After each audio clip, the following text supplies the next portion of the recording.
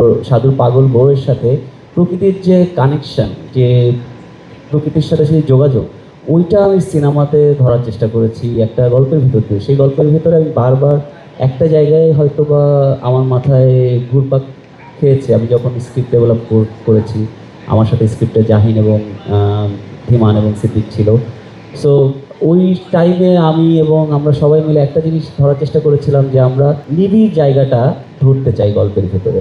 So সেখানে আমার প্রকৃতি যেমন এসেছে, চরিত্রের প্রয়োজনে সেই প্রকৃতির সাথে না নরনারীর যে মায়া প্রেম সম্পর্ক, সেটার ভেতর দিয়ে একটা রাজনীতিও আছে। রাজনীতিটা এরকম যে সেই প্রাচীনকাল থেকে এখন পর্যন্ত সেই বহু পুরনো সেই আখ্যানটা যদি আমরা ভাঙতে থাকি, তাহলে আমাদের সেই জায়গাটা কোথায় যেন আমরা হারিয়ে ফেলি।